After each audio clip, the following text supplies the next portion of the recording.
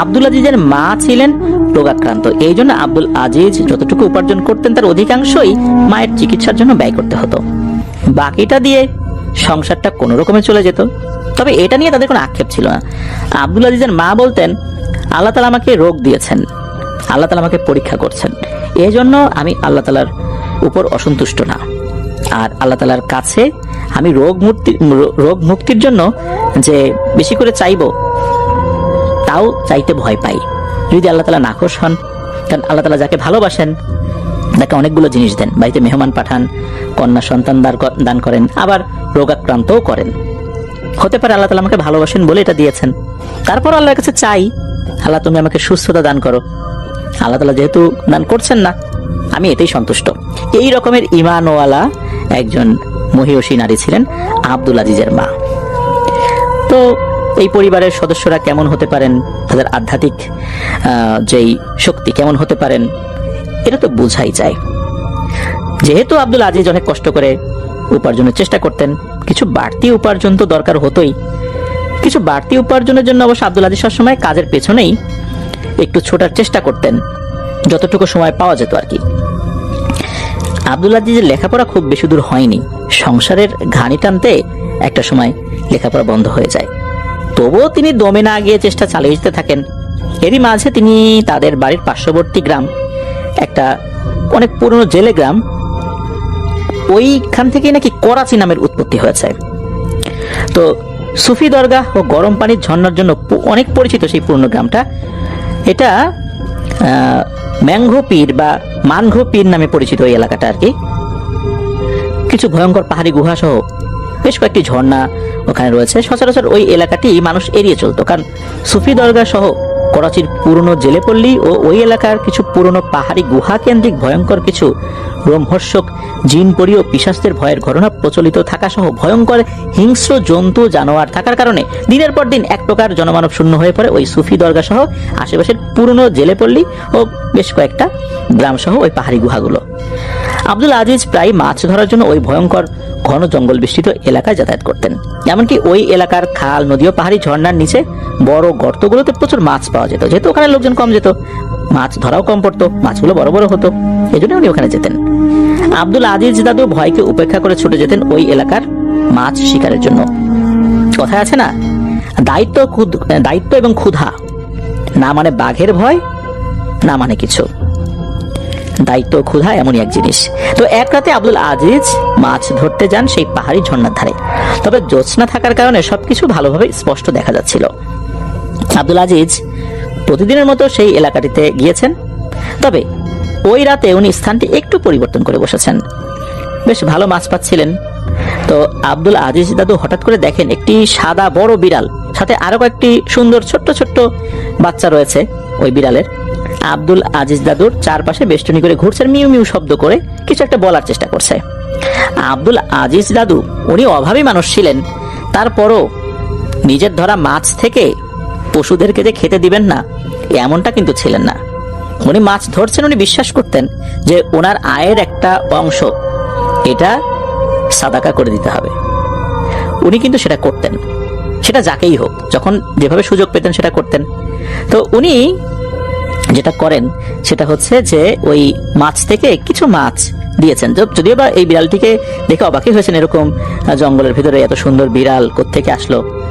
তো উনি মাছটা দেওয়ার সাথে সাথে মা বিড়ালটা মুখে করে দৌড় দেয়, সাথে সাথে বাচ্চা বিড়ালগুলো চলে যায়। ওখানে রাত আনুমানিক 11টা বাজে। এমন একটা সময় উনি যে মাছগুলো ওই সময় পর্যন্ত ধরেছিলেন রওনা হয়েছেন। পাহাড়ি ঝর্ণার ধারে থাকা সরু রাস্তা দিয়ে উনি হাঁটছেন। হাঁটতে হাঁটতে কিছুটা সামনে আসলে বেশ সুদর্শন বয়স্ক একজন মহিলাকে ধীরে ধীরে পথ অতিক্রম করতে দেখতে পান। তাকে দেখে মনে হলো মহিলাটির বয়স আনুমানিক 70 বছর হবে, তবে তার পরিধেয় পোশাক বেশ পরিপাটি ও আভিজাতপূর্ণ। তাকে দেখেই মনে হলো যেন কোনো সম্ভ্রান্ত ধনী পরিবারের একজন নারী। এই সময় আব্দুল আজিজ দাদু অবাক হওয়ার পাশাপাশি একটু ভয় পান যে এই এলাকায় এত রাতে একজন মহিলা কোথা থেকে আসলো। এ সময় আব্দুল আজিজ দাদু বেশ ভয়ে ভয়ে ধীরে ধীরে পথ অতিক্রম করতে থাকেন। হঠাৎ করে ওই মহিলা আব্দুল আজিজের দিকে ফিরে তাকায়। আব্দুল আজিজ এই প্রথম সরাসরি মহিলাটাকে সামনাসামনি দেখে বেশ সম্মোহিত হয়ে পড়েন। মহিলা চেহারার দিকে তাকিয়ে তিনি এক প্রকার চোখ ফেরাতেই পারছেন না। তার কাছে মনে হলো এই মহিলার সাথে যেন তার যুগ যুগান্তরের পরিচয়। তবে আব্দুল আজিজ এভাবে কিছুক্ষণ থাকার পর হঠাৎ করে দেখেন মহিলাটা আর নেই। এ সময় আব্দুল আজিজ দাদু একটু ভয় পেয়ে যান, তবুও ধীর পায়ে তিনি নিজ বাড়ির উদ্দেশ্যে হাঁটতে থাকেন। কিছুক্ষণ পরে তিনি একটা পরিত্যক্ত ভিটার সামনে আসলে তিনি লক্ষ্য করেন কয়েকটি শেয়াল প্রকৃতির জন্তু, তবে স্বাভাবিক নয়, স্বাভাবিক শেয়ালের থেকে অনেক বড় আকৃতির আর কি। এটা ওই পরিত্যক্ত ভিটাটি থেকে রাস্তার ওপারের দিকে দৌড়ে জঙ্গলের ভিতরে প্রবেশ করছে, আবার জঙ্গলের ভিতরে থাকা অপর জন্তুগুলো ওপারে চলে যাচ্ছে। এ সময় আব্দুল আজিজ দাদু প্রচন্ড ভয় পেয়ে যান এবং তিনি বুঝতে পারেন এটা স্বাভাবিক কোনো ঘটনা না। এ সময় আব্দুল আজিজ দাদু আর সামনে অগ্রসর না হয়ে স্থির পায়ে দাঁড়িয়ে যান এবং বিষয়টি খুব ভালোভাবে পর্যবেক্ষণ করতে থাকেন। এক পর্যায়ে তিনি দেখেন এবার দুপাশ থেকে জন্তুগুলো বের হয়ে বেশ কিছুটা সামনে এগিয়ে রাস্তার মাঝ বরাবর দাঁড়িয়ে যায়। পুরো রাস্তাটি মুহূর্তে ব্লক হয়ে যায়। এই সময় তিনি বুঝতে পারেন এটা স্বাভাবিক কোনো ঘটনা না। এ সময় তার মনে পড়ে যে এই এলাকাটি ঘিরে তো অনেক ভয়ের ঘটনা প্রচলিত আছে, সবগুলো ঘটনা একে একে তার মাথায় আসতে থাকে। তিনি দোয়া কালাম যতটুকু জানতেন তা বিড়বিড় করে পড়তে শুরু করেন। এক পর্যায়ে তিনি একটা শব্দ শুনতে পান, তবে খুব আস্তে আস্তে, রিমঝিম রিমঝিম রিমঝিম এরকম শব্দ করে শব্দটি ধীরে ধীরে এগিয়ে আসছে। তিনি আরো লক্ষ্য করেন যত সময় যায় ততই যেন শব্দটি তার নিকটবর্তী হতে থাকে। এক পর্যায়ে আব্দুল আজিজ দাদু লক্ষ্য করেন শব্দের উৎসটি আসলে একটা লাল টুকটুকে শাড়ি পরা একটি মহিলার পায়ের নুপুরের শব্দ, তবে মহিলার পুরো মাথাটা লাল ঘোমটা দিয়ে আবৃত করা। এই সময় তিনি মন্ত্রমুগ্ধ হয়ে সবকিছু দেখতে থাকেন, তবে বাস্তবে আসলে তার কোনো হুঁশ ছিল না। এ সময় দাদু দেখেন ওই নারী অভাবটি যতই সামনে এগিয়ে যাচ্ছে ততই যেন শেয়াল রূপী জন্তুগুলো প্রচন্ড আর্তনাদ করে জঙ্গলের দুদিকে ঝাঁপিয়ে পড়ে পালিয়ে যাচ্ছে। এ সময় আব্দুল আজিজ দাদু উনি বুঝতে পারেন যে নারীর রূপে অবয়বটি তাকে সাহায্য করতেই আসছেন।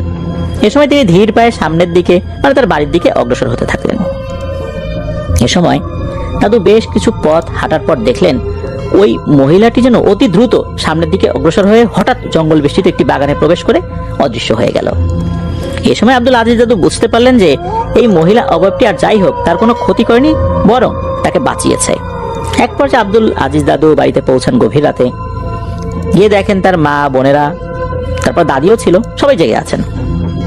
আব্দুল আজিজ বাকরুদ্ধ হয়ে পড়েন, কি বলবেন কি বলবেন না, তার সাথে কি ঘটেছে। এখন যদি এগুলো বলেন তারাও তো ভয় পেয়ে যাবেন, দেখা যাবে যে ওখানে মাছ ধরতে নিষেধ করে দেবেন, তখন তো আর এক সমস্যা হবে। তারপরও প্রচন্ড এক আতঙ্ক ভরা হৃদয় নিয়ে চুপ করে বসে পড়েন। তার দাদি বৃদ্ধ মানুষ, উনি এসে দোয়া কালাম করে ফু দিচ্ছেন। উনি বুঝতে পেরেছিলেন মনে হয় আব্দুল আজিজ দাদু ভয় পেয়েছেন। এক পর্যায়ে আব্দুল আজিজ দাদু ঘুমিয়ে পড়েন। সকালবেলা ঘুম থেকে উঠলে বুঝতে পারেন তার শরীরে উঠে বসার মতো কোনো শক্তি নেই, প্রচন্ড জ্বর তার শরীরে। তাকে ঘিরে বসে আছে তার দাদি, মা এবং দুই বোন। এই সময় তিনি দেখেন একজন মৌলভী সাহেব, যার নাম হচ্ছে ইউনুস আলী খান। এই মৌলভী সাহেব তার মাথার পাশে বসে আছেন। এই সময় আব্দুল আজিজ দাদু দেখেন যে তার গায়ে প্রচন্ড জ্বর, শরীর তো জ্বরে পড়ে যাচ্ছে জ্বরে। এ সময় তার দাদি, মা, বোনেরা কান্নাকাটি করতে থাকেন। মৌলভী সাহেব আব্দুল আজিজ দাদুকে জিজ্ঞেস করেন যে তার সাথে কি হয়েছিল। তখন আব্দুল আজিজ দাদু একে একে সব ঘটনা খুলে বলেন। এ কথা শুনে আব্দুল আজিজ দাদু তার সাথে ঘটে যাওয়া সব ঘটনা আবার খুলে বলেছেন, কারণ তার সাথেও কিছু অভিজ্ঞতা হয়েছিল ওইখানে। তো যাই হোক, আব্দুল আজিজ দাদুর মুখে সুফি দরগার কথা শোনেন। ওখানে যে সুফি দরগা আছে সেই সুফি দরগার কথা। তো এই সুফি দরগার কথা শুনে মৌলভী সাহেব তো চমকে উঠেছেন এবং বলেন, তুমি কি করে ফিরে আসলে ওখান থেকে? তখন আব্দুল আজিজ দাদু বলেন, কেন হুজুর, কি হয়েছে? তখন মৌলভী সাহেব বললেন, সুফি দরগার পেছনে যে পাহাড়গুলো রয়েছে ওই এলাকাটি এমন একটা জায়গা, ওখানে মানুষের যাতায়াত সম্পূর্ণরূপে নিষিদ্ধ। কারণ ওই এলাকাটা মূলত একটা পরিরাজ্য। আজ পর্যন্ত যত মানুষ ওই এলাকাটিতে গিয়েছে কেউ আর ফিরে আসতে পারেনি। কিন্তু তুমি কিভাবে ফিরে আসলে বুঝতে পারিনি। তো এমনিতে তোমার সাথে যে ঘটনা ঘটেছে এটা না মেনে নিলাম, আমিও গিয়েছি ওই সাইডটাতে, আমি তো আর ওই বেশি ভিতরে ঢুকি নাই, আমার সাথে কিছু হয়েছে। কিন্তু তুমি যে সুফি দরগার কথা বললা, এটা তো আমার কাছে খুব অদ্ভুত লাগছে। তুমি ওখান থেকে বেঁচে ফেরত এসেছ। এই কথা শুনে আব্দুল আজিজ দাদুর দাদি, তার বাবা, চাচা, দাদা, নানা, মানে এই যারা ছিলেন আর কি, তারা যে সমস্ত ঘটনাগুলো একটা সময় বর্ণনা করেছিলেন, এই সমস্ত বিষয়গুলো উনি জানতে পারেন দাদির মুখে, তার মায়ের মুখে। আসলে ওই এলাকায় যারাই মাছ ধরতে গিয়েছেন অনেক ভয়ঙ্কর কিছু দেখেছেন, আর শেয়াল রূপী ভয়ঙ্কর অশরীরীদের দেখেছেন তারাও। এমনকি ওখানে একজন ব্যক্তির লাশ ক্ষত বিক্ষত অবস্থায় পাওয়া গিয়েছিল। এমনিতে তো কেউ ফেরত আসতো না, কিন্তু একটা লাশ পাওয়া গিয়েছিল, মোবারক নিয়ে আসছিল তার নাম আর কি। আর আরো বেশ কিছু লাশ ক্ষতবিক্ষত অবস্থায় পাওয়া গিয়েছিল। ধারণা করা হয়েছে যে এরা জিনের হাতে মারা গেছে, তবে হিংস্র প্রাণীর আঘাতের চিহ্ন তাদের শরীরে কিন্তু পাওয়া গিয়েছিল। এই সমস্ত কথা শুনে আব্দুল আজিজ দাদুর মনে যেমন ভয় সঞ্চারিত হয়েছে, ঠিক তেমনি পরিরাজ্যের প্রতি তার মনের ভিতরে এক রোমাঞ্চের আবির্ভাব হয়। তবে তিনি ওই সময় কাউকে কিছু বুঝতে দেননি। তিনি বারবার কয়েকটি কথা মনে করেন, যেমন তিনি মাছ ধরার সময় হঠাৎ একটি সুন্দর বিড়াল তার ছানা নিয়ে এসে মাছ খেতে আসলো। তিনি ক্ষুধার্ত ভেবে মাছ দিলেন, আবার মাছটি নিয়ে তারা চলেও গেল। এরপর হঠাৎ তার সামনে একটা সুন্দর বয়োবৃদ্ধ বয়স্ক মহিলাকে তিনি হেঁটে যেতে দেখলেন। আবার দেখা গেল যে ভয়ঙ্কর পিশাচ রূপী শেয়ালগুলো পথ রোধ করে দাঁড়িয়েছিল। তখন অপরূপ সৌন্দর্যের অধিকারিণী কেউ একজন তাকে উদ্ধার করার জন্য এগিয়ে আসলো। এটাও তো তার একটা পরম পাওয়া।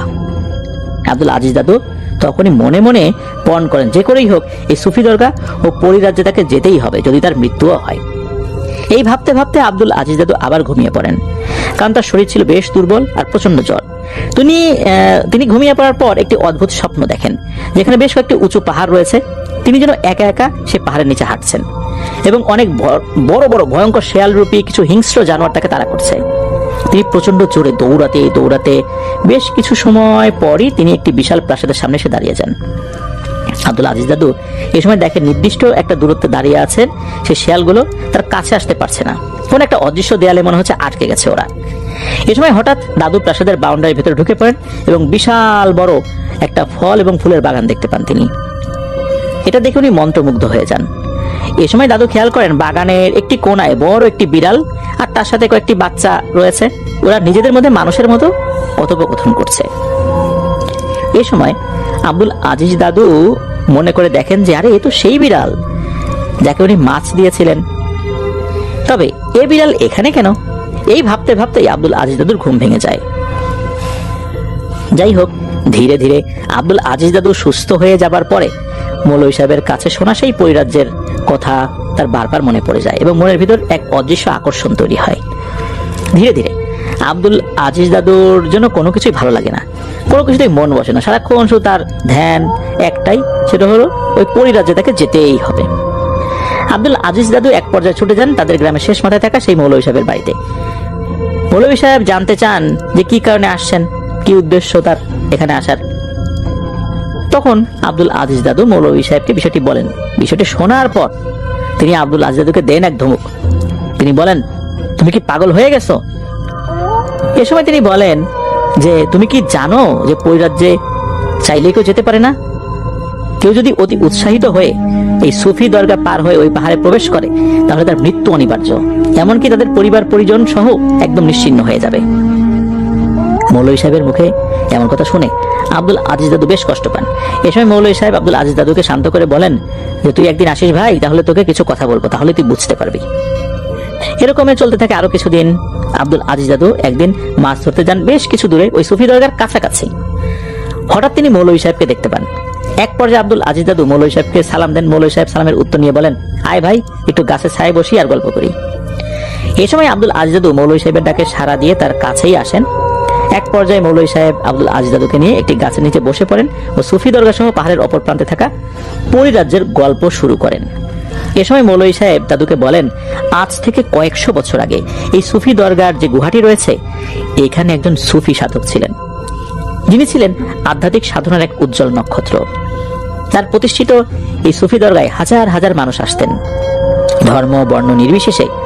এমনকি এখানে আসলে আরো আসতেন বেশ কয়েকজন তান্ত্রিক গোছের মানুষও।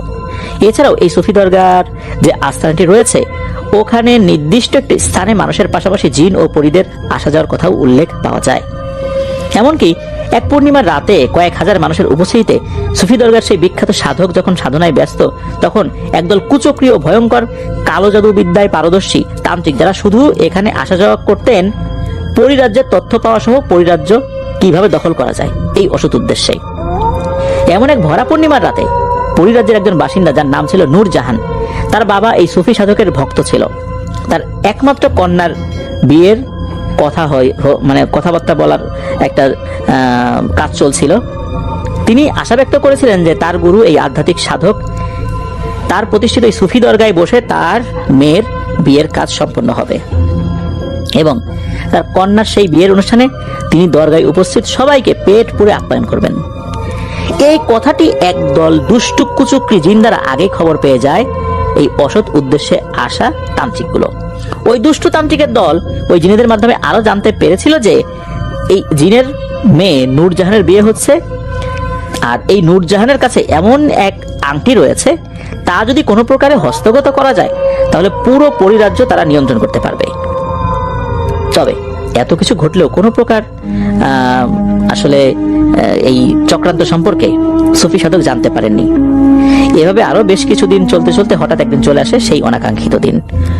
ওই দিন পূর্ণিমা রাতে ধর্ম বর্ণ নির্বিশেষে হাজার হাজার মানুষ ও জিনের আগমনে পরিপূর্ণ সুফি দরগা।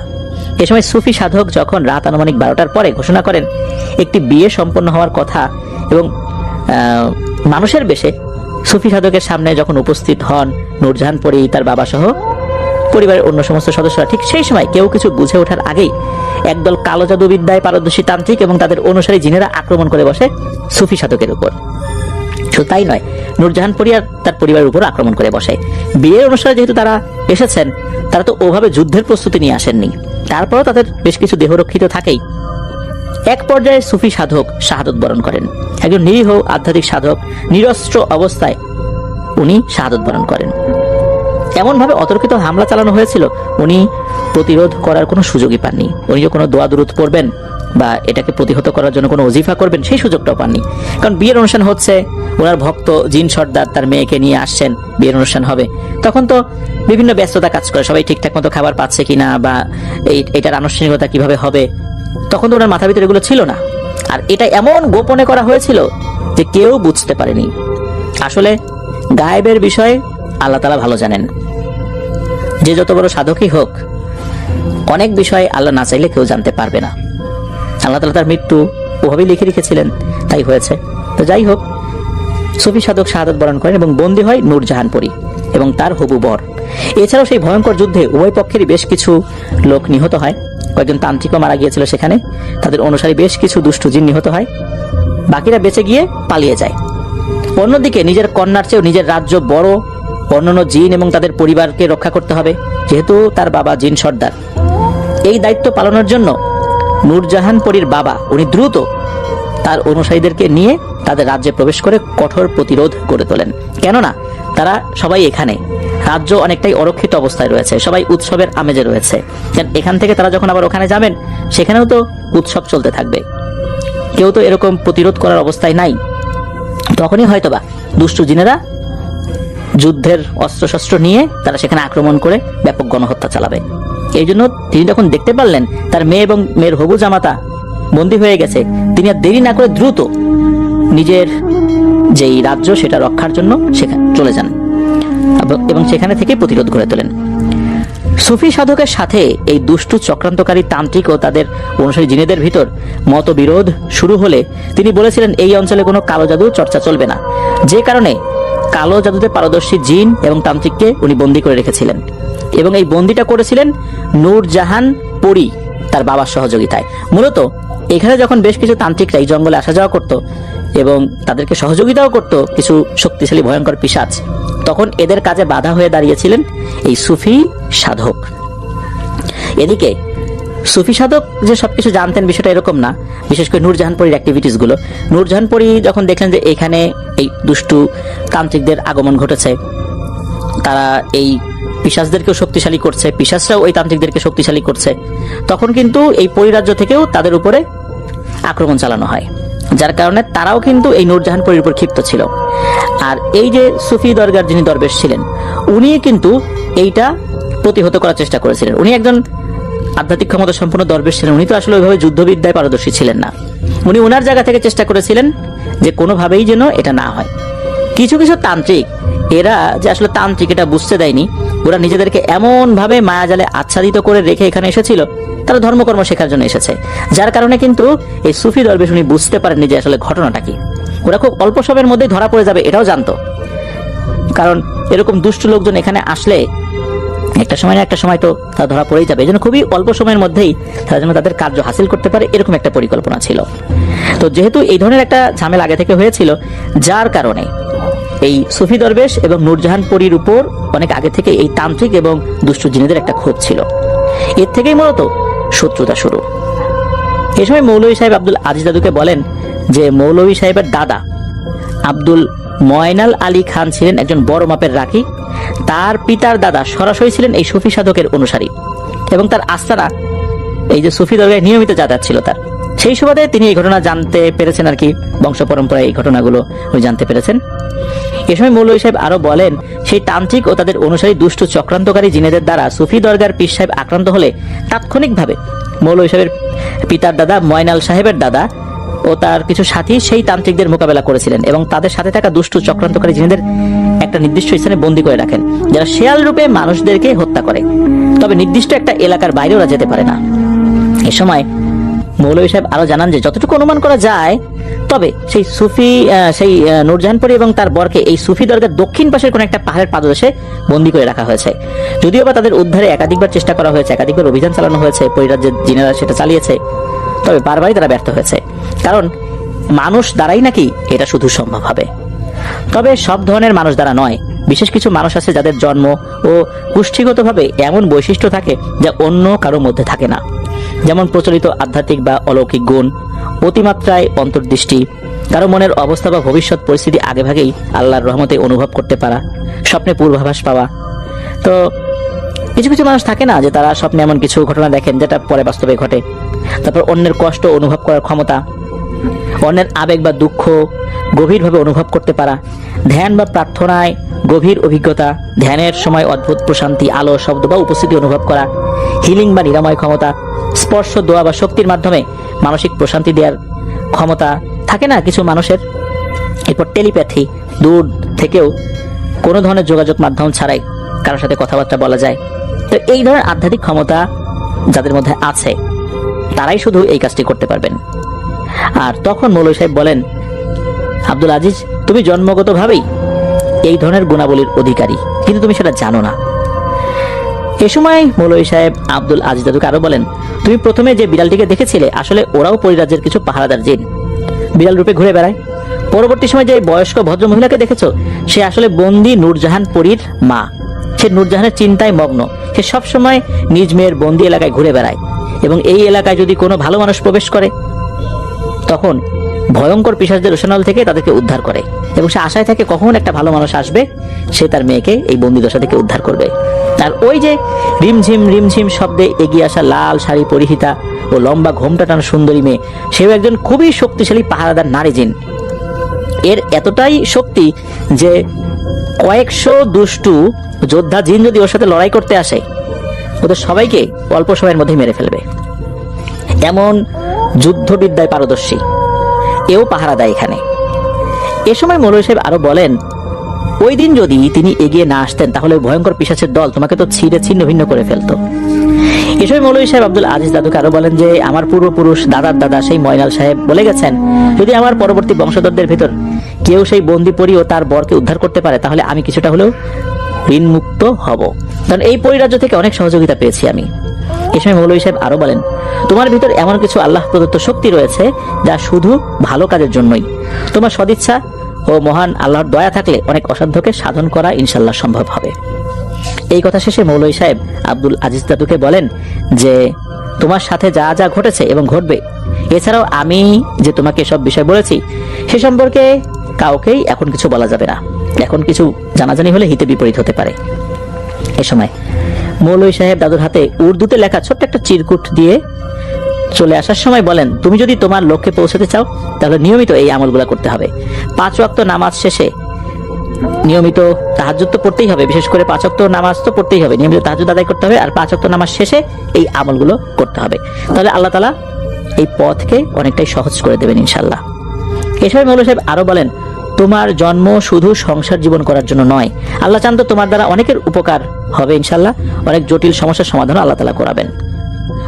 ওই দিনের পর থেকে আব্দুল আজিজ দাদু নিয়মিত 5 ওয়াক্ত নামাজ শুরু করেন এবং নিয়মিত তাহাজ্জুদের নামাজ আদায় করার পাশাপাশি বিভিন্ন আমলের সাথে যুক্ত হন, শুরু করেন এক আধ্যাত্মিক জীবন। আব্দুল আজিজ দাদু নিজের বসতঘরের পাশেই বাঁশ কাঠ দিয়ে মসজিদের আদল একটা ঘর নির্মাণ করেন। এই বিষয়ে যে সমস্ত পরামর্শগুলো লাগে সেগুলো কিন্তু মৌলভী সাহেব দিয়েছিলেন।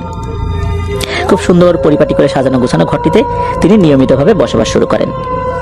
এরকমই চলতে থাকে আরো প্রায় মাস ছয়েক। ধীরে ধীরে আব্দুল আজিজ দাদুর আর্থিক অবস্থার বেশ পরিবর্তন হওয়া শুরু করে। এক পর্যায়ে আব্দুল আজিজ দাদুর মা ও দাদি দেখতে থাকেন যে বেশ কয়েকদিন ধরে গভীর রাতে আব্দুল আজিজ দাদুর ঘরটির ভেতর থেকে যেন হাজার হাজার কাঁচা ফুলের তীব্র ঘ্রাণ সুরভিত হচ্ছে। এমনকি ঘরের ভেতর ভিন্ন রকমের বেশ কিছু আলোর গোলা আসা যাওয়াকে তারা নিজ চোখে দেখেছেন। এই বিষয়ে আব্দুল আজিজ দাদুর মা ও দাদি বেশ চিন্তিত হয়ে পড়েন এবং সেই মৌলভী সাহেবকে পুরো বিষয়টি অবগত করেন।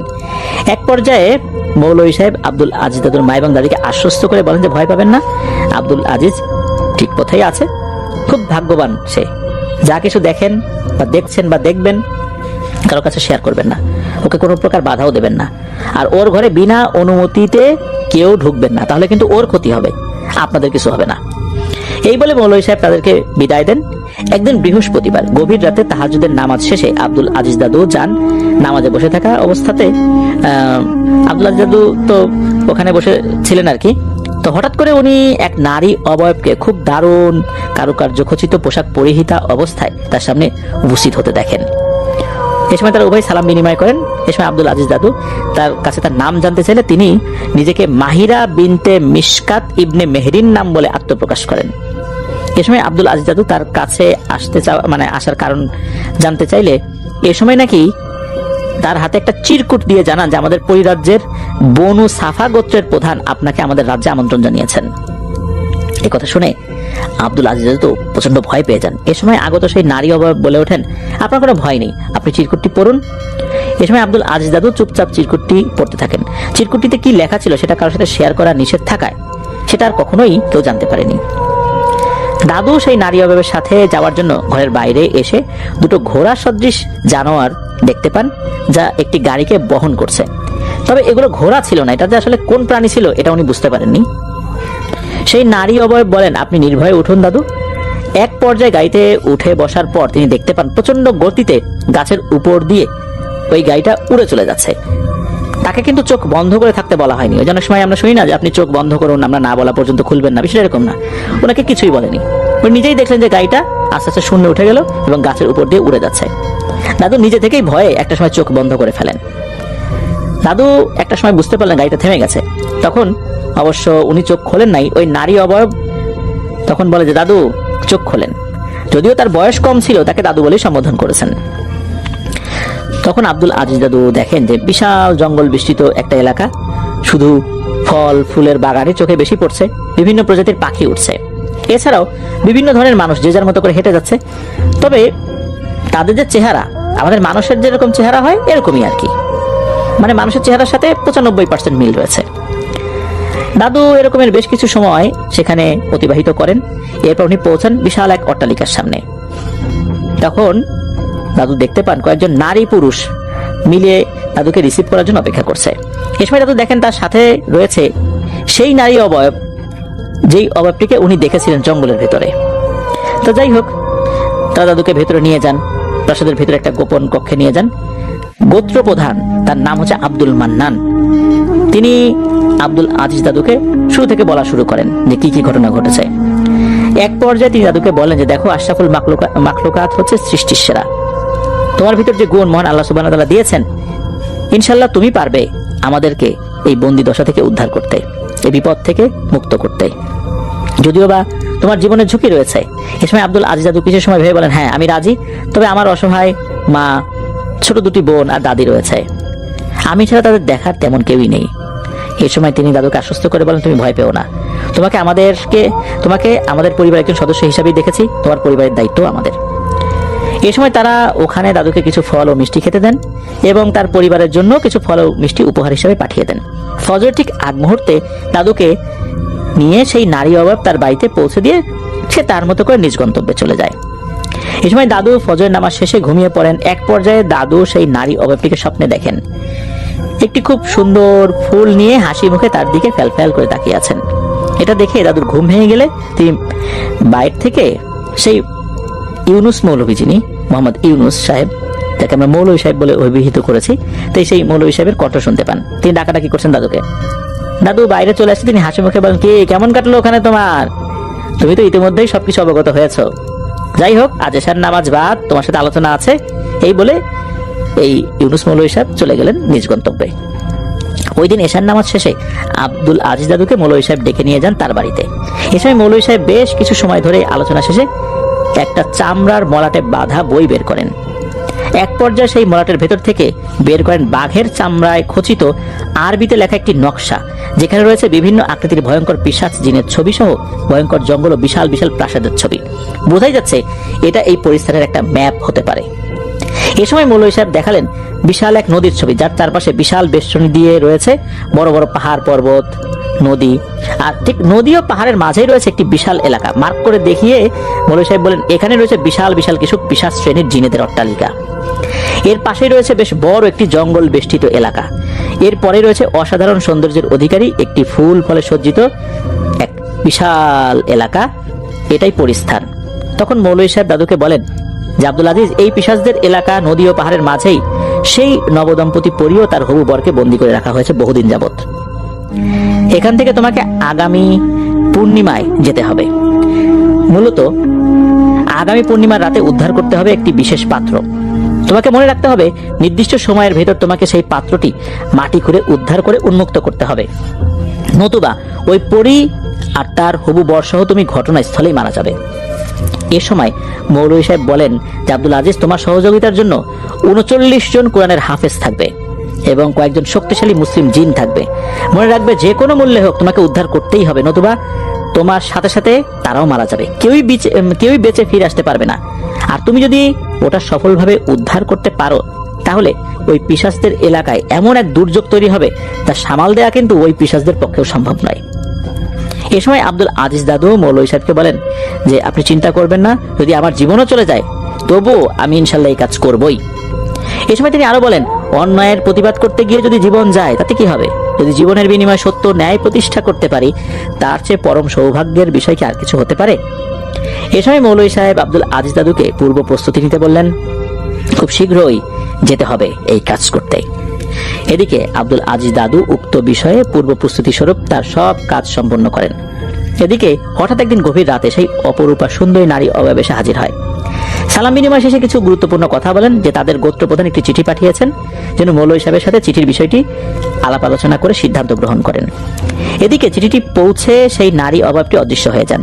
ওই দিন ফজর নামাজ শেষ করে আব্দুল আজিজ দাদু চিঠিটি নিয়ে মৌলভী সাহেবের কাছে যান। পুরো বিষয়টি আলোচনা করে বোঝার চেষ্টা করেন যে পরবর্তী পদক্ষেপটা কি হতে পারে। চিঠিটা তো মৌলভী সাহেব নিজেও পড়লেন। চিঠি হাতে পেয়ে মৌলভী সাহেব চমকে ওঠেন।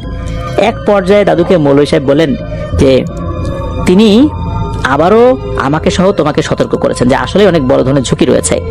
যদি উক্ত কাজ সম্পন্ন করতে না পারি তাহলে যেন আমরা ফিরে আসি, নতুবা বিফল হলে আমরা সহ সাথে থাকা হাফেজ এবং জিনেদের যে অংশটা থাকবে তারা কিন্তু ওখানে তো মারা পড়বেই, সেই সাথে পরিরাজ্য মহা সংকটে পড়বে।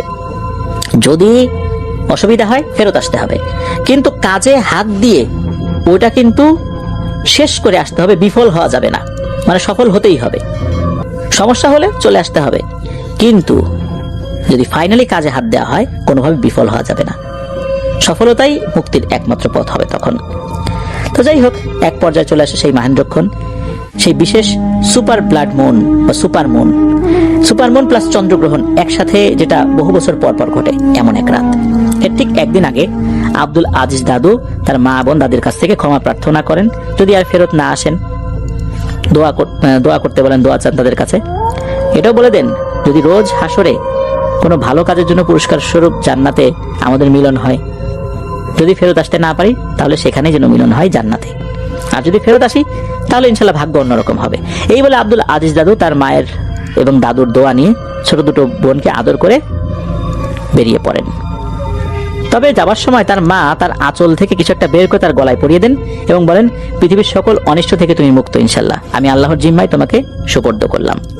এক পর্যায়ে আব্দুল আজিজ দাদু নীরবে কিছুটা চোখের পানি ফেললেন তার বোনেদের দিকে তাকিয়ে। এরপর উনি ওনার যে ঘর সেই ঘরের ভিতরে ঢুকে দরজা বন্ধ করে দেন। এক পর্যায়ে তিনি রাতে এশার নামাজ আদায় করে বেশ কিছু সময় আল্লাহ তাআলার দরবারে কান্নাকাটি করতে থাকেন। রাত আনুমানিক 10টার পর হঠাৎ দরজার কড়া নাড়ার শব্দ হলো। মৌলভী সাহেব সাথে আরো কয়েকজন তারা ডাকাডাকি করলেন। দাদু তার ঘর থেকে বেরিয়ে আসেন। তবে এই রাতটি দাদুর কাছে অন্যান্য রাতের মতো লাগছিল না, কেমন যেন অন্যরকম লাগছিল। এ সময় দাদু প্রশ্ন করতে গেলে মৌলভী সাহেব ইশারায় চুপ থাকতে বলেন। এক পর্যায়ে তারা সম্মিলিতভাবে বেশ কিছু দূর সামনে অগ্রসর হলে তাদের জন্য অপেক্ষারত অন্য হাফেজ সাহেবরা সকলে একসাথে মিলিত হয়ে গ্রামের একটি নির্জন পথ ধরে হাঁটতে থাকেন।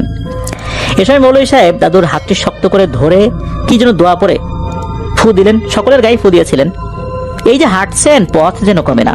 তারা যতই সামনে অগ্রসর হচ্ছেন ততই যেন পরিবেশ পাল্টাতে থাকে। হঠাৎ করে শুরু হয় ভয়ঙ্কর তাণ্ডব। চারপাশের গাছগুলো যেন মনে হচ্ছে উপরে ছুঁড়ে মারছে। তবে মৌলভী সাহেব বলছেন কেউ ভয় পাবেন না, সামনে অগ্রসর হতে থাকেন। এক পর্যায়ে দাদু বেশ কয়েকটি প্রচন্ড আর্তনাদের শব্দ শুনতে পান, যে শব্দ আকাশ পাতাল ভারী হয়ে আসে। দাদু সহ সকলেই ভয়ে থরথর করে কাঁপতে থাকেন। হঠাৎই দুজন আগন্তুক হাজির হয়। মৌলভী সাহেবকে সালাম দেয় তারা। এ সময় তারা নদীর পাড়ে রাখা একটি বড় নৌকায় উঠতে বলেন সবাইকে। এ সময় তারা আরো বলেন সকলেই যেন চোখ বন্ধ রাখেন, কেউ যেন চোখ না খোলেন। যা কিছুই ঘটতে দিন, কিন্তু চোখ খোলা যাবে না। এ সময় সকলেই নৌকায় উঠে চোখ বন্ধ করে রাখেন। তারপর শুধু শো শো শো শব্দ শোনা যাচ্ছিল, আর প্রচন্ড মারামারি, ভয়ঙ্কর আর্তনাদ সহ বিভিন্ন বয়সী মানুষদের কান্নাকাটির শব্দ তারা শুনতে পাচ্ছিলেন। মনে হচ্ছিল কারা যেন নৌকাটি ডুবিয়ে দেওয়ার জন্য অনেক চেষ্টা করছে। এক পর্যায়ে তারা সেই নির্ধারিত স্থানে পৌঁছাতে সক্ষম হন আল্লাহর রহমতে। এ সময় মৌলভী সাহেব তার সাথে থাকা সকল হাফেজদেরকে বলেন, তোমরা সকলে নিজেদের হাত দিয়ে শেকল তৈরি করো, গোল হয়ে মানব বন্ধনে তৈরি করো, চারপাশ বেষ্টনী করে দাঁড়িয়ে যাও এবং নির্ধারিত আমলগুলো করতে থাকো। মনে রাখবা যা কিছু হওয়ার হয়ে যাবে, ভয় পাবে না, নিশ্চয়ই আল্লাহ আমাদের সাথে আছেন।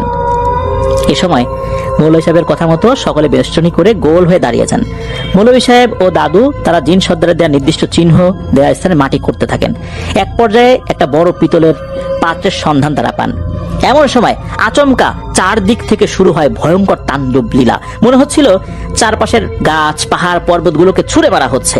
এত গর্জন, এত ভয়ঙ্কর সেই গর্জন, যা ভাষায় প্রকাশ করা কোনোভাবেই সম্ভব নয়। এই সময় দেখা যায় শূন্যের উপর বিশাল বিশাল ছায়ামূর্তি উভয়ই একে অপরকে আক্রমণ করছে। বিশাল কোনো অগ্নিশিখার আদলে তৈরি কোনো যন্ত্র একে অপরের হাতে থাকা এই যন্ত্রগুলো দিয়ে একে অপরকে আক্রমণ করছে।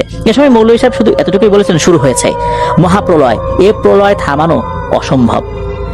এমন ভয়ঙ্কর তাণ্ডব লীলা চলাকালে মৌলভী সাহেব একটা কথাই বলছেন, সাবধান, যদি কোনো রকমের ভুল হয় তাহলে আমরা কেউ বেঁচে ফিরতে পারবো না।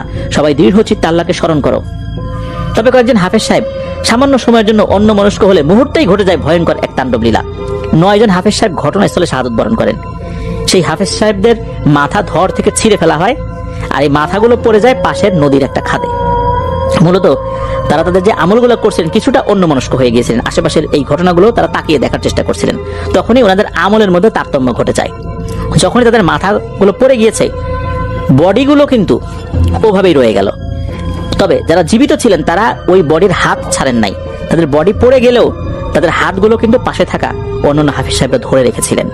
কারণ যদি তাদের হাত ছুটে যায় তাহলে কিন্তু এই বন্ধনী ছিন্ন হয়ে যাবে। যা কিছু হোক, ছেড়ে যাওয়া যাবে না কাউকে। এদিকে এ দৃশ্য দেখে মৌলভী সাহেব যতটুকু এলেম জানতেন তিনি তার সর্বোচ্চ প্রয়োগ করছেন।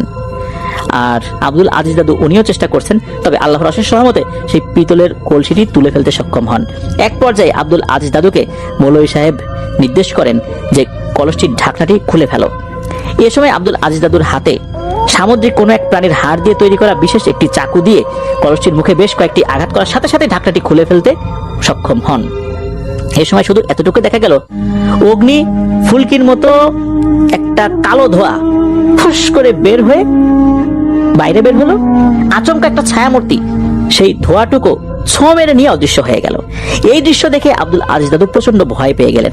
মৌলভী সাহেব বলেন, ভয় পেও না, আলহামদুলিল্লাহ।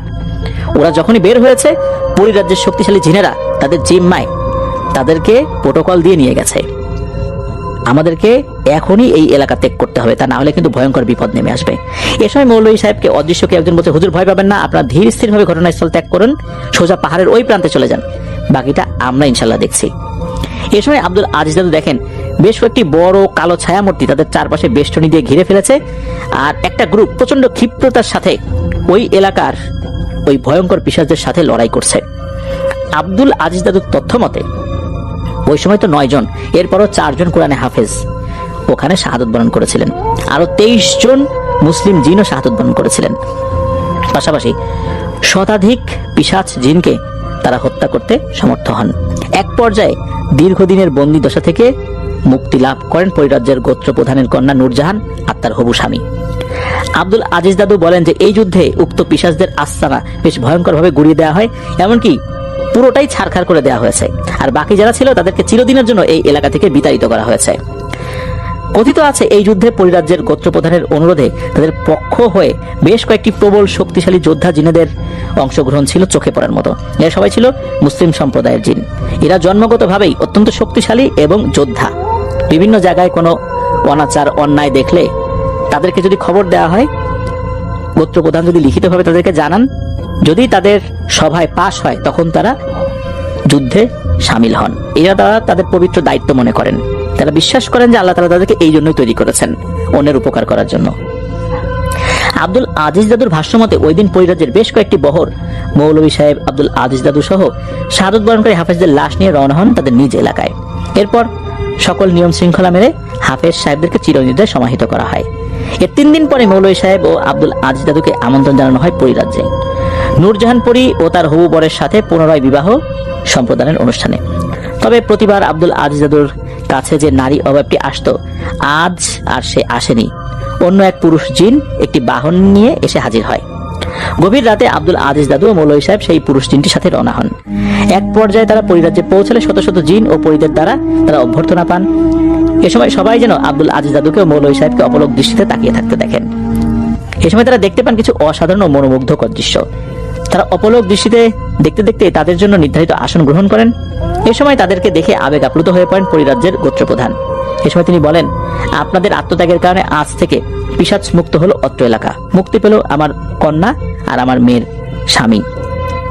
এ সময় পরিরাজ্যের গোত্রপ্রধান মৌলভী সাহেবকে বলেন, হুজুর, আমার কন্যাকে উদ্ধার করতে গিয়ে আর কন্যার হবু স্বামীকে উদ্ধার করতে গিয়ে যে হাফেজ সাহেবগণ শাহাদত বরণ করেছেন আর যারা সরাসরি এই যুদ্ধে অংশগ্রহণ করেছেন, আমি তাদের সবার জন্য সামান্য উপহারের ব্যবস্থা রেখেছি। যারা শাহাদত বরণ করেছেন তাদের পরিবারের কাছে এই উপহারগুলো পৌঁছে দেওয়া হবে।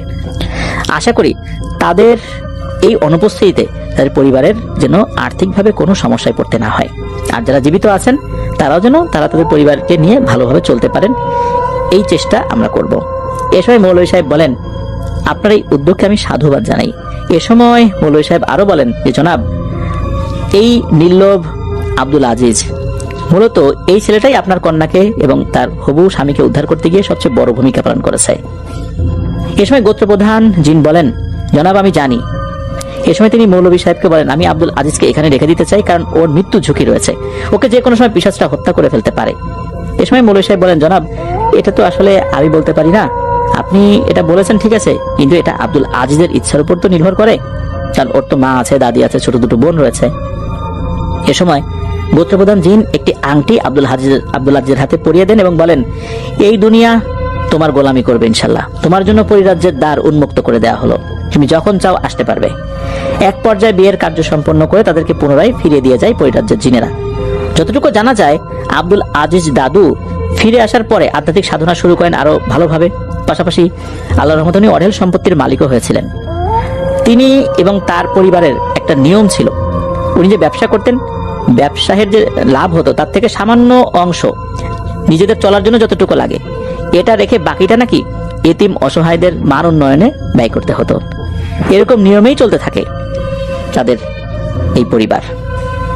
আর পরিরাজ্যের সেই মাহিরা বিনতে মিশকাত ইবনে মেহরিন নিয়মিত আব্দুল আজিজ দাদুর কাছে গভীর রাতে আসা যাওয়া শুরু করেন। এ সময় তিনি আব্দুল আজিজ দাদুকে নিয়ে বেশ কয়েকবার পরিরাজ্যে নিয়ে গিয়েছেন আর কি। ধীরে ধীরে আব্দুল আজিজ দাদু আর মাহিরা পরীর ভিতর গভীর এক আকর্ষণ তৈরি হয়। তারা গভীর প্রেম ও ভালোবাসার আকর্ষণে এতটাই মগ্ন হয়ে যান যে কেউ কাউকে ছাড়া থাকতেই পারেন না। একদিন গভীর রাতে পরিরাজ্যের সেই গোত্রপ্রধান জিন এসে হাজির হন। আব্দুল আজিজ দাদু সেই ঘরটিতে ঢোকেন। তখন আব্দুল আজিজ দাদুকে বলেন যে, আব্দুল আজিজ, তুমি আমার এই মেয়ে মাহিরার সাথে বিবাহ বন্ধনে আবদ্ধ হও, এতে আমার পূর্ণ সম্মতি রয়েছে। এ সময় আব্দুল আজিজ দাদু কোনো প্রকার চিন্তা না করে এক বাক্যে রাজি হয়ে যান। এর কয়েকদিন পরে মাহিরা পরীর সাথে আব্দুল আজিজ দাদুর বিবাহ সম্পন্ন হয়। কথিত আছে আব্দুল আজিজ দাদু জীবনে মোট 2টি বিয়ে করেছিলেন। তার প্রথম স্ত্রী ও অলৌকিক ক্ষমতাধর অদৃশ্য জগতের বাসিন্দা মাহিরার গর্ভে তার 2টি পুত্র সন্তান হয়। আব্দুল আজিজ দাদু তার পরিবারের মা, বোন ও দাদির অনুরোধে মাহিরা পরীর অনুমতি নিয়ে বিবাহ করেছিলেন বিবি মোমেনাকে, যে সংসারে 3টা ছেলে সন্তান হয়। কারণ হচ্ছে এই স্বাভাবিকভাবে তাদের খেদমত বা পরিবারকে দেখাশোনা করার জন্য তো একটা মানুষ স্ত্রী আবশ্যক ছিল।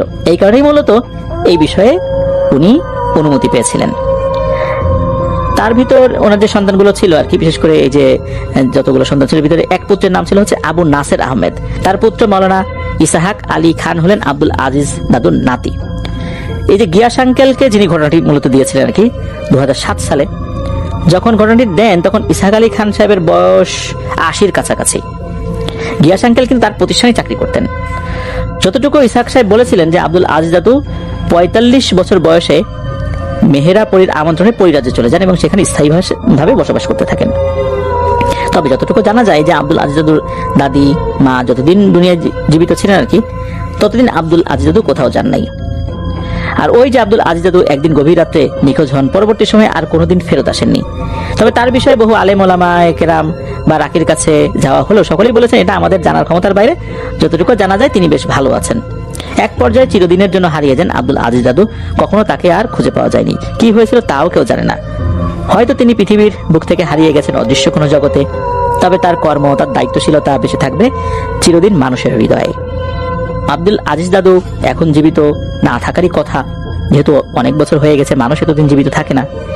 তবে তার স্মৃতি বিজড়িত এলাকা রয়েছে, অনেক শ্রদ্ধা ভালোবাসা আব্দুল আজিজ দাদু এবং শ্রদ্ধেয় দাদি তার প্রতিও। কারণ দাদি উনি কিন্তু অনেক ত্যাগ করেছেন। আব্দুল আজিজ দাদু উনি চলে যাওয়ার পর উনি নতুন করে তো আর কোনো বিবাহ বন্ধনে আবদ্ধ হননি। আর অদৃশ্য জগতের যে দাদি পরি মেহেরার প্রতিও শুভেচ্ছা এবং ভালোবাসা থাকলো। ঘটনাটি এ পর্যন্তই। প্রিয় লিসেনার্স, একবার ভাবুন যে একটা পরীকে উদ্ধার করতে গিয়ে কি দুর্ধর্ষ অভিযান। জীবনকে হাতের মুঠোয় নিয়ে সেখানে যেতে হবে। বহু বছর বন্দী ছিল নূরজাহান পরী আর তার হবু স্বামী। সেখান থেকে তাদেরকে উদ্ধার করা এটা চারটিখানি কথা ছিল না। এমন একটা দুর্গম এবং ভয়ঙ্কর জায়গা, যে জায়গাটা পুরোটাই পিশাচদের নিয়ন্ত্রণে। সেখান থেকে এই কলসি বের করে তার মুখ খোলা, এটা চারটিখানি কথা না। যাক, আব্দুল আজিজ দাদু আমাদের জন্য যে আদর্শ রেখে গেছেন এটা সবার জন্য শিক্ষণীয়। নানাবাড়ি হচ্ছে বৃহত্তর বরিশালের কোনো একটা জায়গায়। তো সেখানেই এই ঘটনাটি প্রচলিত, ফোকলোর বলা যায় অথবা রুরাল লেজেন্ড এরকম কিছু বলা যায়। তো সেই ঘটনাটি রোমান শেয়ার করেছে আমাদের কাছে এবং আমাকে অনুরোধ করেছে আমার মতো করে আপনাদের কাছে প্রেজেন্ট করতে। তো আমি চলে যাচ্ছি রোমানের সেই ফোকলোরে বা লেজেন্ডে। রোমান নানাবাড়ি এলাকা বেশ পুরনো এবং সেই জায়গায় একজন বেশ প্রভাবশালী জমিদার সেটা শাসন করতেন ওই জায়গায়, এবং তার বেশ বড় একটা জমিদার বাড়ি ছিল। সেই জমিদারের টোটাল যে ল্যান্ড এরিয়া এটা অনেক দূর পর্যন্ত বিস্তৃত ছিল। এই ঘটনার সময়কাল আজ থেকে প্রায় 200 বছরেরও বেশি সময় আগের। তো তখনকার ঘটনা আমরা যখন শুনি কোনো জমিদার বাড়ি কেন্দ্রিক, তখন দেখা যায় জমিদার সম্পর্কে বিভিন্ন রকমের কথা শোনা যায় যে বেশ অত্যাচারী ছিল ইত্যাদি ইত্যাদি এরকম। তো এখানে এই জমিদারের নাকি সেরকম কোনো মানে দুর্নাম ছিল না। তিনি নাকি বেশ ভালো ছিলেন, তার যারা প্রজা ছিল তাদের সাথে বেশ ভালো ছিলেন, খুব সদাচার করতেন এবং তিনি ওই খাজনার জন্য কষ্ট দিতেন না, এরকম ছিলেন না তিনি। এছাড়াও অনেক জনহিতকর কাজ করতেন। হ্যাঁ, আর সে সময়কার যেই জায়গা সেখানে কিন্তু বন বাঁধার যে ঠাসা ছিল, তো সেখানে ওই যে ল্যান্ড ক্লিয়ার করে সেই জায়গা তৈরি করে সেখানে ফসল আবাদ হতো। তিনি নাকি যথেষ্ট মানে সাহায্য করতেন মানুষকে তার লোকজন দিয়ে ইত্যাদি করে। তো যাই হোক, এইভাবেই জমিদার তার সেই শাসন এলাকা চালাতেন আর কি।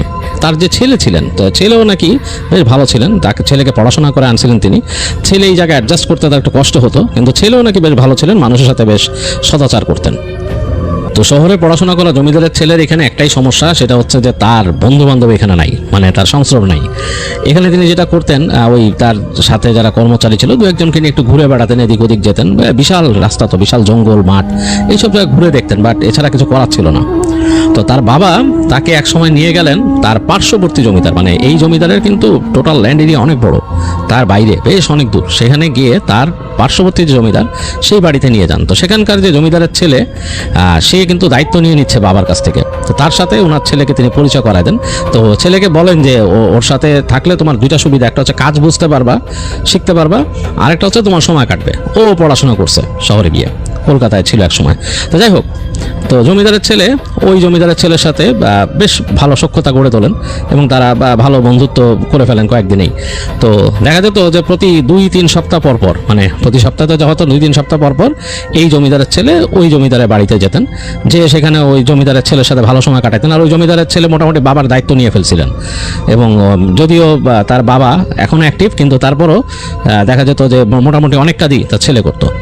তো ওখানে যে সময় কাটাতেন এবং তিনি কাজগুলো বুঝে নিতেন যে কি কি করতেছে এই সেই, তো মোটামুটি তার ওই সময়টা ভালোই টাইম কাটতো। তো এরকম একবারের কথা, জমিদার পুত্র অলোক বেশ অস্বস্তি ফিল করছেন ওই দিন। ঘুম থেকে উঠে তিনি বেশ কিছুক্ষণ তার মতো সময় কাটানোর চেষ্টা করেছেন।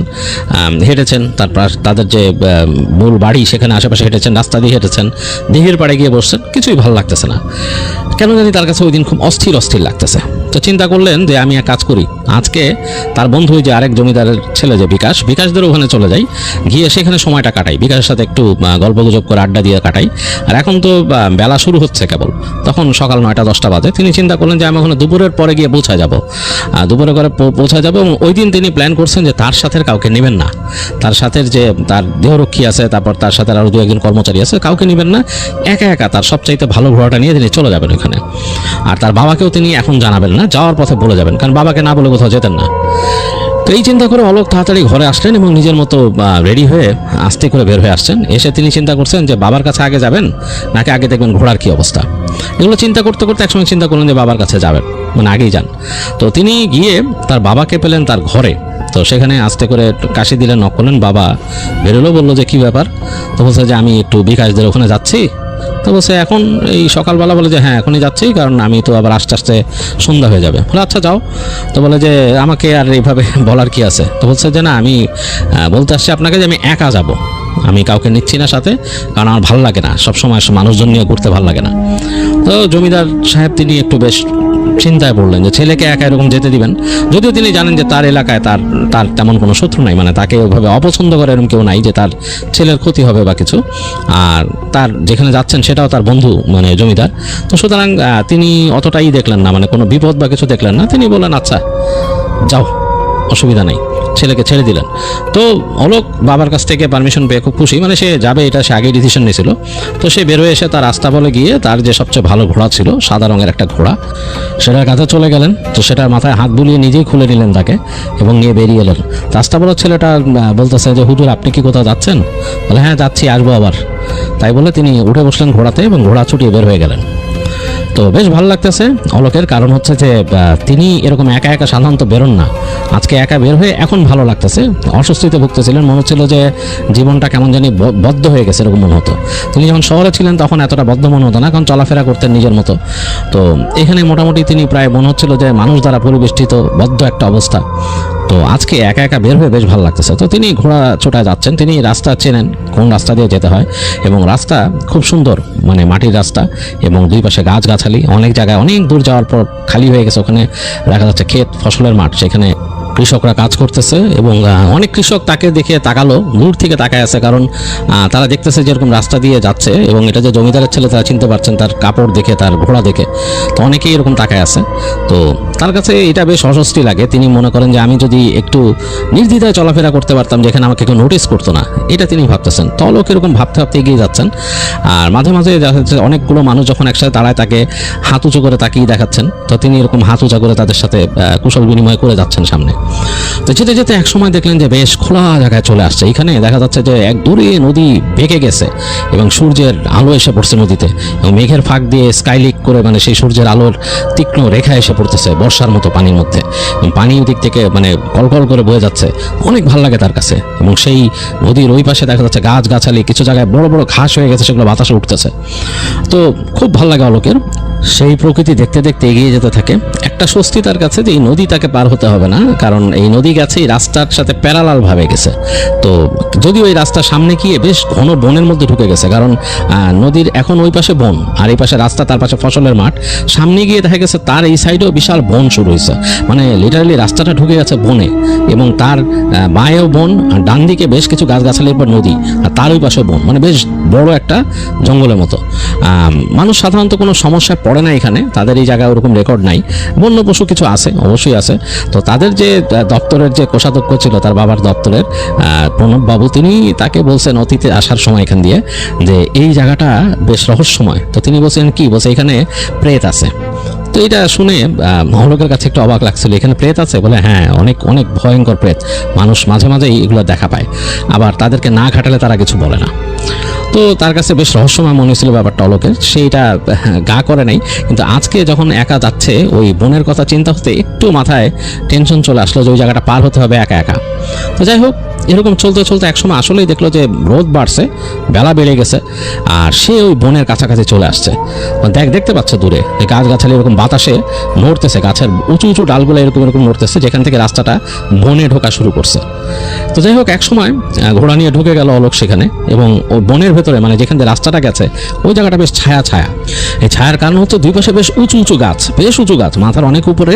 সেখানে সেই গাছের ডালপালাগুলো ওখানে পাতলা হয়ে গেছে, মানে হালকা হালকা ডালপালা, আর সেগুলোর মধ্যে পাতাগুলো বাতাসে তিত্তির করে কাঁপতেছে, ডালগুলো নুয়ে নুয়ে যাচ্ছে খানিকটা, আর সেই শব্দটা শব্দ তরঙ্গের মতো ছড়ায় যাচ্ছে পুরো জায়গায়, মানে একটা সুন্দর শব্দ হচ্ছে, শস করে একটা সুন্দর শব্দ হচ্ছে।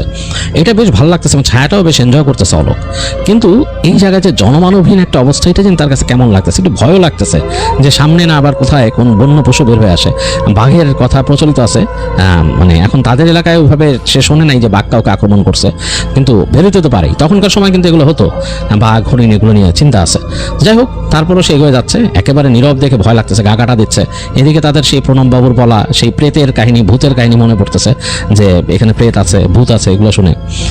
তো যাই হোক, এগিয়ে যেতে যেতে হঠাৎ দেখে দূরে, অনেক দূরে দেখা যাচ্ছে কি জানি আসতেছে, এদিকে আসতেছে। তো ভালো মতন দেখার চেষ্টা করলো সে, চলতে চলতে হঠাৎ দেখলো যে হ্যাঁ, আরো দৃষ্টিগোচর হলো মানে একটা গাড়ি আসতেছে, দুইটা ষাঁড় হেঁটে আসতেছে। দেখলো যে হ্যাঁ, 2 ষাঁড়ে টানা একটা গাড়ি, এবং সেটার পেছনে মাটির অনেক জিনিসপত্র, কোনো কুমার নিয়ে আসতেছে, কুমারের লোকজন। দেখলো যে হ্যাঁ, ওখানে 2 জন মানুষ বসা, ওই ষাঁড়ের গাড়ি টেনে ওই মাটির জিনিসপত্র বয়ে আনতেছে। তাকে দেখে তো তারা খুব অবাক, ওই ষাঁড়ের গাড়ির লোকজন, মানে জমিদার এখান থেকে যাচ্ছে, মানে তিনিও তো জমিদার আর কি। তো তাকে দেখে তাড়াতাড়ি তারা ওই যে করলো, মানে তাদের নমস্কার করলো হাত তুলে, এবং তিনিও তাদের হাত তুলে উত্তর দিলেন। তো তারপর তারা পার হয়ে গেল এক সময়, তিনিও যাচ্ছেন। তো তারা পার হয়ে যাওয়ার পর অনেকক্ষণ কিছুই দেখলেন না, তিনি চলছেন তো চলছেন, জঙ্গলের মধ্যে পাখির শব্দ, নীরবতার মধ্যে পোকামাকড়ের ডাক, এগুলো দেখতে দেখতে এক সময় তিনি বের হয়ে আসেন আবার সেই ফসলের মাঠ। যাক, চলতে চলতে এক সময় তিনি সেই তার বন্ধু বিকাশদের জমিদারি এলাকায় প্রবেশ করলেন, এবং সেখানেও তিনি বেশ ঘোড়া ছুটিয়ে চললেন, থামাইলেন না। তখন কিন্তু অলরেডি দুপুর গড়ায় গেছে, বিকেলের দিক হয়ে গেছে। তো চলতে চলতে চিন্তা করতেছেন যে আমি যে কিভাবে ফিরে আসবো, নাকি আমার আজকে থাকতেই হয়, এটা ভাবতেছেন তিনি। তো চলতে চলতে একসময় তিনি বিকাশদের এসে চলে আসলেন বাড়িতে। তো তাকে দেখে তো বিকাশ খুব অবাক, এবং সে একা আসছে এটা দেখে আরো অবাক, সে নিজেই দৌড়ে আসলো, এসে বললো কি অবস্থা। যাই হোক, তার ঘোড়া টোড়া রাখার ব্যবস্থা করলেন, তাকে নিয়ে গেলেন, যে খাওয়া দাওয়া হলো বেশি। তো খুব খুশি বিকাশ, খুব খুশি যে এরকম অলোক চলে আসছে। তো বলছে যে একা একা কেন আসলা, একা আসাটা তো ঠিক হয় নাই। হ্যাঁ, এরকম রাস্তায় কত বিপদ আপদ, মানে কি বিপদ আপদ, আমাদের তেমন কোনো শত্রু নাই, আর তোমাদেরও মনে হয় এখানে তেমন কোনো শত্রু নাই, তোমরা তো ভালোই এখানে চালাও, আর আমি তো তোমাদের গেস্ট, তো সুতরাং আমাকে সবাই ভালোই জানবে, খারাপ জানার কথা না। তো যাই হোক, তখন বিকাশ বলে যে আচ্ছা আসো, আমরা আগে নাস্তা করি, তারপর তো চা নাস্তা খায় তারা। তারপরে বিকাশ বলে তুমি আজকে রাতে থেকে যাবে আমাদের এখানে।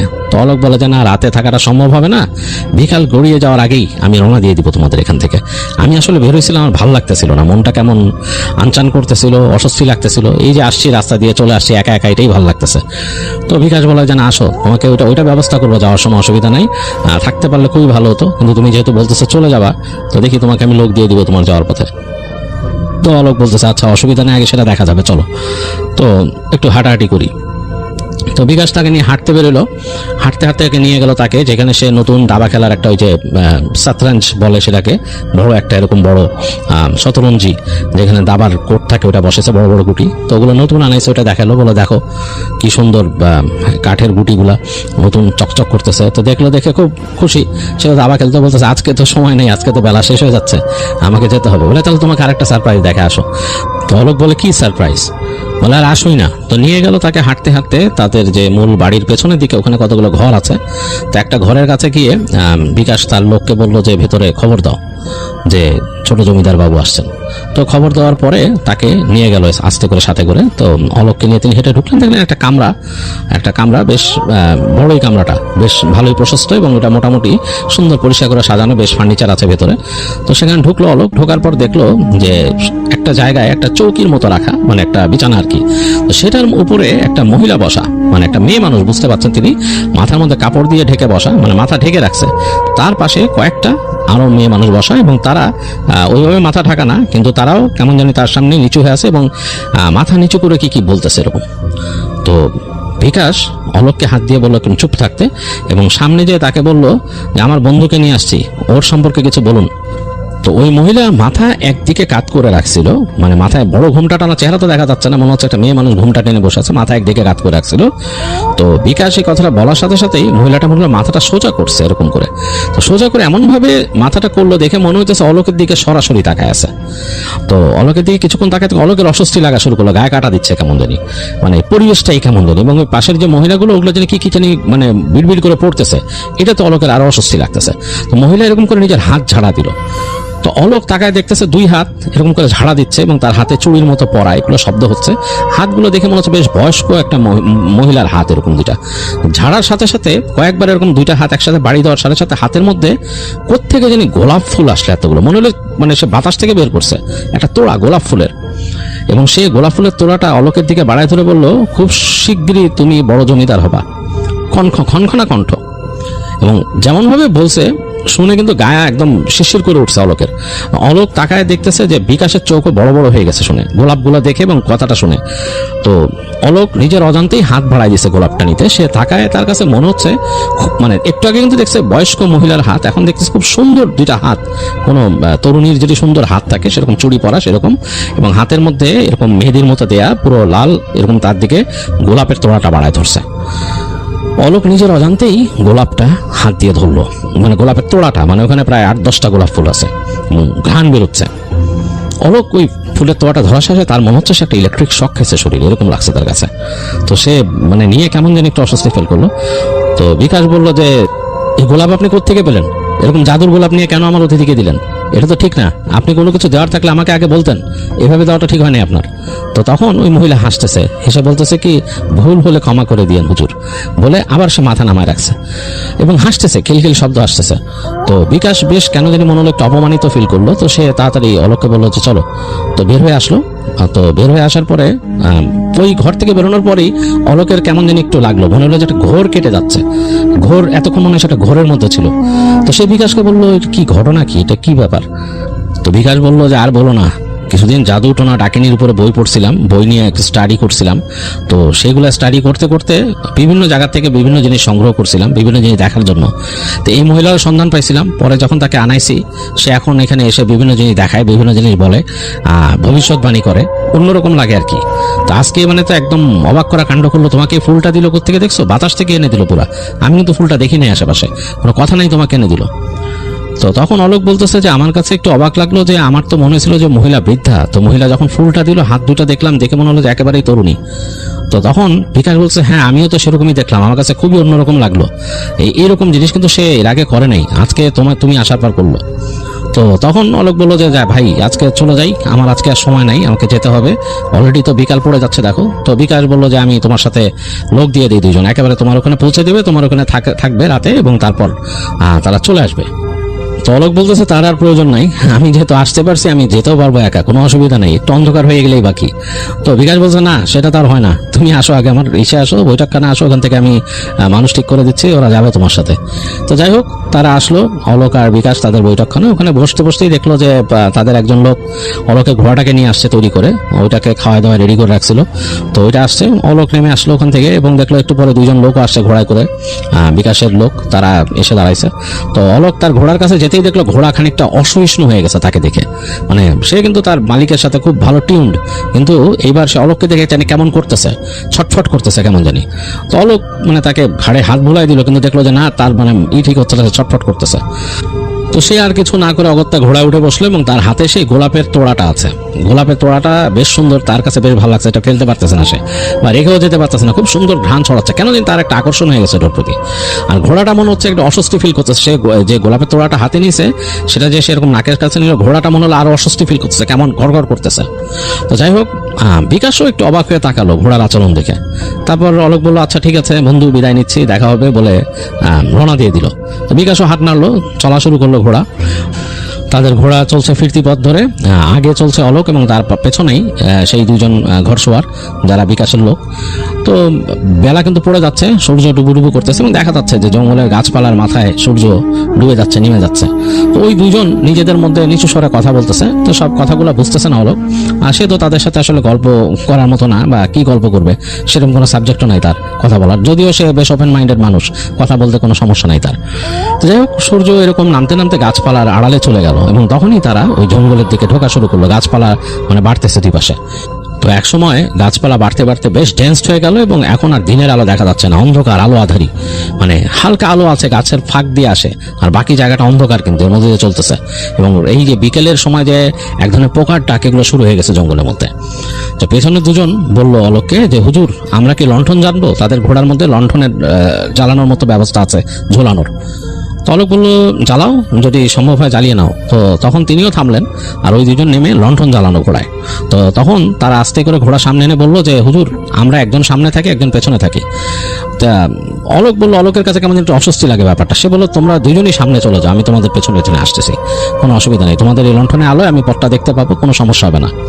তো তারা দুজন লণ্ঠন জেলে নিল, ঘোড়ার দুই পাশে এরকম ঝুলানো এরকম লণ্ঠনের মতো, সেগুলো জেলে তারা সামনে চলে গেল দুজনই, এবং মানে মোটামুটি একটা ক্লোজ ডিস্টেন্স রাখলো অলোকের সাথে। আর অলোকও তাদের ফলো করে করে পেছনে যাচ্ছে। এই লণ্ঠনের আলো, হালকা আলো পড়তেছে বনের মধ্যে, অন্ধকার, এবং ওই যে আলো, ওই আশেপাশে যে আকাশের আলো ছিল ওইটা অনেকটা প্রায় নিভে গেছে এরকম, সেটা প্রায় নিভে গেছে। এই লণ্ঠনের আলো যতটুকু যাচ্ছে ততটুকু রাস্তা দেখা যাচ্ছে। আর অলোক